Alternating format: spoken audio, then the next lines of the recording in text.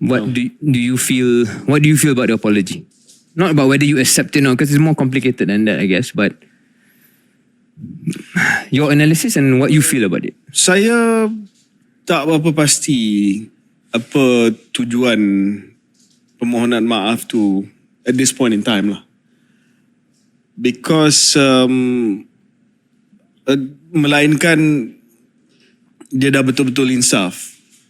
Dan you know, ini adalah satu keputusan moral yang sangat penting untuk mengangkat beban yang dia pikul selama ni.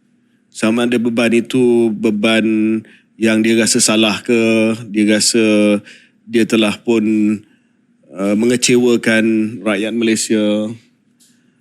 Tapi ada juga yang cynical yang kata kenyataan ini dibuat seminggu sebelum keputusan di mahkamah. Sama ada dia perlu enter into defense. Ada juga yang cynical yang mengatakan bahawa ini adalah usaha untuk melembutkan the ground supaya satu permohonan pengampunan yang baru dapat dibuat. We don't know. Kita tak tahu. So itulah sebab saya pun tanya kenapa sekarang dibuat. Sedangkan Datuk Seri Najib dah ada di dalam lebih daripada setahun. Kalau kita baca kenyataan at face value, basically setelah sekian lama dalam penjara dan beliau reflect dan dia sampai pada rumusan ini. That's one way of looking at it lah. Saya cuma sampaikan pandangan orang lain yang mengatakan bahawa ada ada kebetulan dari segi timing yang sangat-sangat jelas, kan? So kita tolak ke tepi soal mengapa permohonan maaf ini dibuat pada waktu yang sekarang. Kita pergi kepada permohonan maaf itu sendiri, ya. Sama ada kita terima ke tidak, kita bincang nanti, ya. Saya nak cakap dulu tentang apa yang mungkin berada di dalam pemikiran Datuk Seri Najib. Beliau hanya ada dua pilihan saja dalam kes 1MDB ni. Sama ada dia mengaku salah, yang dia tahu apa yang dia buat, ataupun dia buat statement ni lah. Statement ini ringkas dia dalam 1-2 ayat adalah saya tak tahu apa yang berlaku. And as the finance minister, I was duped by this, I don't know, 30-year-old, whatever he was lah. Basically that's it. So either you say saya bersalah dan saya tahu apa yang saya buat dan saya di belakang skim ini, or you go with I was clueless. Neither one is going to reflect good on you lah. You know, so I think he's chosen that one. We accept at face value that that's His position. That's his position lah. Itu pendirian dia. Saya dalam kabinet pada waktu itu. Saya dalam Jemaah Menteri pada waktu itu. Ya, of course, publicly kita semua sokong dia sebab itu disiplin kerajaan, itu whip. Dan kalau ada siapa-siapa yang mencabar saya berkenaan dengan pendirian umum saya yang menyokong Datuk Seri Najib, saya boleh cakap benda yang sama tentang mereka pada hari ini. Publicly you defend your Prime Minister, or you defend your Deputy Prime Minister. That's just the way it is. Tetapi apa yang berlaku di dalam, kita boleh cerita pada hari ini. You know, Tan Sri Mahyudin paid the price for it. Shafi Abdal paid the price for it. Mukris paid the price for it. Saya tidak sampai tahap itulah, tetapi ada beberapa ahli Jemaah Menteri, anggota Jemaah Menteri yang sentiasa menyoal dan mencabar Perdana Menteri pada waktu itu Datuk Seri Najib berkenaan dengan perkara ini. Dan kalau kita nak terima pada face value apa yang Datuk Seri Najib kata yang dia terpedaya, then comes to apa yang Tony Phua cakap dalam posting dia. Kalau begitu, bila benda ni dah didedahkan, kenapa tidak ambil langkah yang lain? Kenapa pecat Timbalan Perdana Menteri? Kenapa pecat menteri? Kenapa pecat Peguam Negara? Kenapa pecat Ketua Suruhjaya SPRM? That is not consistent with somebody who has been duped. And saya cakap benda ni Syarif sebab saya jumpa dia di pejabat dia di parlimen. Saya tak pernah cakap. Saya pergi Dewan Rakyat, saya jumpa dia. Kalau tak silap saya, Mahyudin dah kena pecat dah. Saya pergi jumpa dia dan saya cakap pada Datuk Seri Najib, saya kata, sir, you have, this is exactly what I said. You have to throw Jolo under the bus if he is responsible. Itu dah membuka ruang kepada dia untuk ambil tindakan seperti mana yang dia sebut sekarang, bahawa dia terpedaya. And he looked at me and said, no, Jolo is a legitimate businessman. Dan not long after that, selepas Mahyudin dan Shafie dipecat, diberi arahan kepada semua anggota Jemaah Menteri that no more discussion about 1MDB. Semuanya akan diuruskan oleh beliau sendiri sebagai Perdana Menteri dan Menteri Kewangan. So, soal kita terima ke tidak, that's secondary. I just want to reflect what I'm thinking as somebody yang pernah bawa benda ni kat dia. Dan that's exactly what he said to me. So, my view is not far from that lah, KJ. Sebab saya rasa dalam kenyataan ini, ya, kenyataan mohon maaf ini, merujuk kepada artikel The Edge. Yang mana kalau baca artikel The Edge, kita akan letak link tersebut. Lebih kurang The Edge mengatakan bahawa pada pandangan mereka, mereka pun terbabit dalam pendedahan 1MDB ni.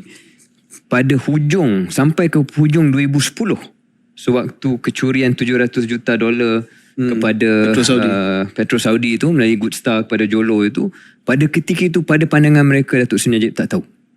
So that's as far as they went, late 2010. Yeah. Skandal ini bertahun-tahun selepas itu. Okay. Jadi saya pun sependapat. Tapi itu bagi impression bila Datuk Seri Najib keluar kenyataan bahawa that's where it ended, but it didn't end there. So to be slightly fair to the statement, paragraf 6, apabila berlakunya kebimbangan dan pelbagai pihak mula mempersoalkan, saya sepatutnya mengambil tindakan yang berbeza. That's basically saya rasa lah. Okay. To be very charitable to the statement. Maybe this is his way of admitting. Saying I shouldn't have sacked Mahyudin, I shouldn't have sacked Shafie, I shouldn't have scolded KJ, I shouldn't have sacked Ghani Patal, I shouldn't have sacked SPRM punya chief. Sebab itu sebagai kelompok ketiga, saya nak satu hari nanti kalau boleh, he says that more explicitly. And I mean, saya faham lah, dia tak boleh lah mengaku because dia ada legal jeopardy on certain things. Yeah. Fair enough. But as a former father of the nation, sebagai bekas Perdana Menteri, kalau satu hari nanti ada cara untuk Datuk Seri Najib mengatakan, I didn't know, but at some point I knew. Because really I knew at some point, I don't know whether that's 2011, 2012, 2013, whatever, I knew. And at that point, mungkin the right thing for me to do was either to go after Jolo, walaupun maybe there were certain benefits that I got indirectly yang saya tak tahu. I should have done something more drastic. Maybe I should have even resigned for the good of the country and of the party. But I didn't do that. Yeah, and what I did mungkin... Apa yang saya maksudkan tadi yang masih menjadi kekecewaan peribadi saya is saya pergi jumpa dia sendiri after all of that. Yeah. When saya rasa it was apparent that benda ni dah jadi kesalahan dan dia masih lagi pertahankan Jolo. And dalam statement ini, cara yang dia justify ialah ini adalah untuk kepentingan reputasi Malaysia and all that, which I know not easy to fall out lah. Daripada 1MDB lagi teruk daripada mempertahankan Jolo.